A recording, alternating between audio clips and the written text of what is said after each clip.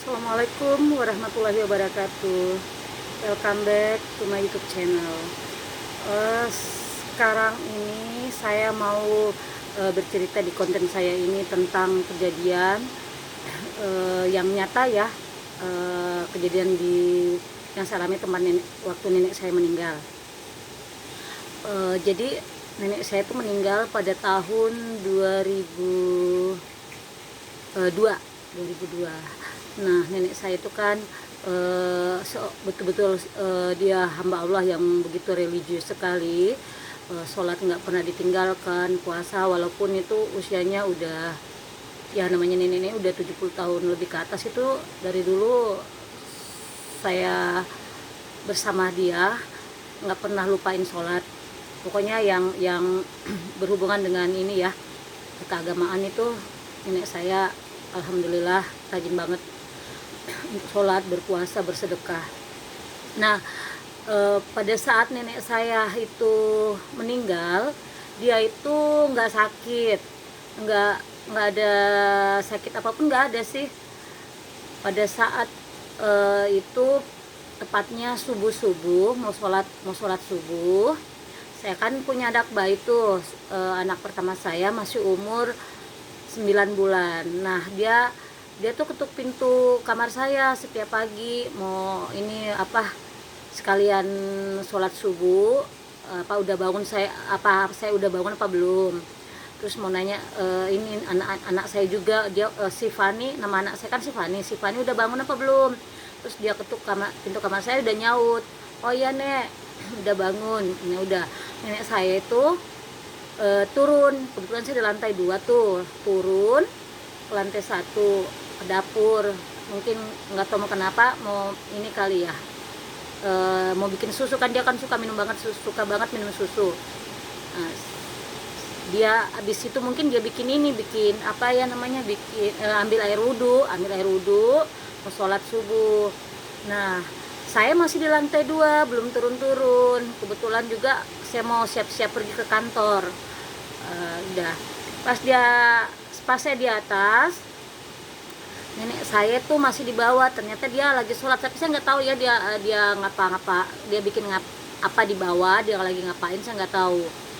Nah, pada saat saya masih di atas, ada ponakan saya kebetulan datang ke rumah nginap, teriak-teriak dari lantai 1, tante Ria, nenek kenapa? Terus saya bilang, kenapa? Itu nenek di bawah. Saya turun ke lantai 1, lihat nenek.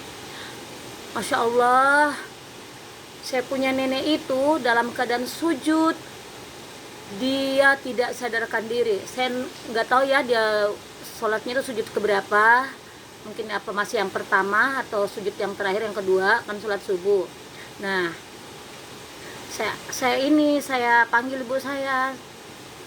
Saya angkat nenek saya ke kamar bawah. Terus saya lihat nenek saya udah nggak sadar. Terus saya bisikin terus, la ilaha illallah, nenek, nyebut nenek. Terus kena apa ya, saya nggak tahu ini dia sakit apa. Memang sih nenek kan tekanan darah, cuman dia kan tekanan darahnya itu nggak seperti yang orang penyakit. Karena kalau usia di atas 60-an itu 140 kan memang tensi wajar tuh seusia begitu. Saya coba ambil tuh hari ngambil bawang putih. Nah, udah saya kasih kunyah dia makan sih, tapi kayaknya udah ndak sadar. Tapi saya selalu tuntun dia. Nah, akhirnya kami bawa ke rumah sakit. Sampai di rumah sakit juga ya, ruangan dokter juga kurang ini ya, gimana nanti saya teriak-teriak, ini harus dimasukin di ruang ICU, kok ditaruh pada saat itu ditaruh di kamar biasa aja. Tapi saya marah, ini harus ditangani lebih lanjut, harus dibawa ke ruang ICU, ada penanganan. Ya udah, sampai setelah itu malam ketiga, pokoknya nenek saya nggak sadar. Tapi tiap hari kami nih, cucu-cucunya, anaknya ibu saya, kan kebetulan nenek saya kan anaknya cuma satu doang, ibu saya. Ya kan ganti-gantian sama bapak saya, sama saudara saya. Kebetulan saudara saya ada satu di Bandung, nah yang lain di sini. Nah udah, kami tuntun, terus telepon saudara saya di Bandung, udah cepat kemari.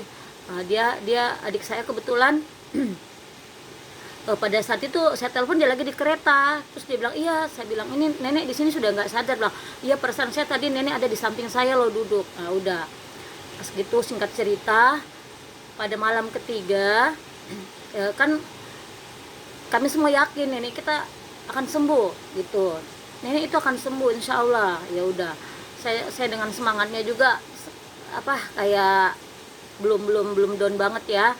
Nah pada saat malam ketiga itu saya habis sholat isya, saya nyandar di salah satu tembok rumah sakit. Nah di situ saya sambil nangis karena saya kan cucu pertama dari nenek. Udah saya sayang banget, pokoknya kami berempat itu sayang nenek.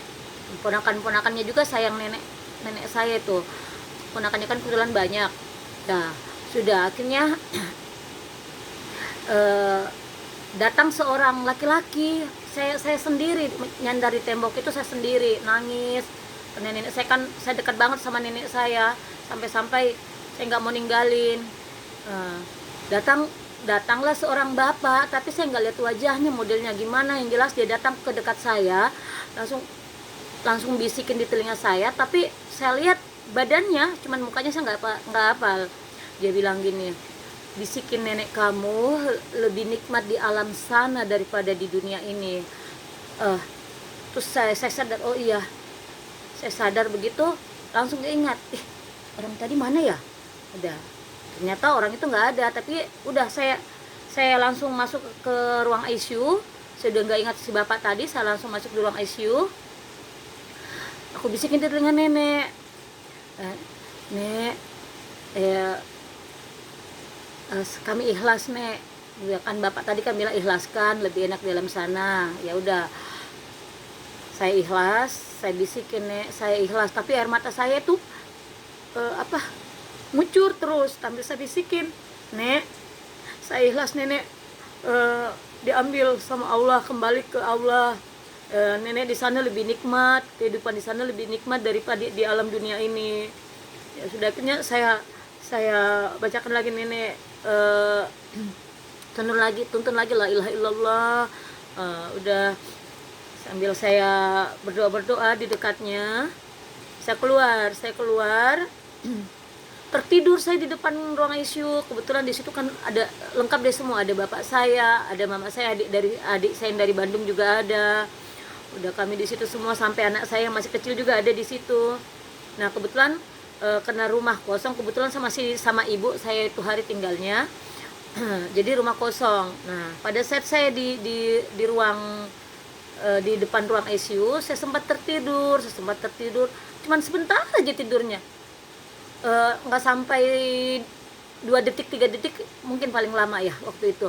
Nah datang suster dengan adik saya dari Bandung, bangunin, itu nenek kayaknya udah udah mau pergi. Udah, saya bangun sudah, kami semua, anaknya nenek, cucu-cucunya, udah pada tuntun semua sambil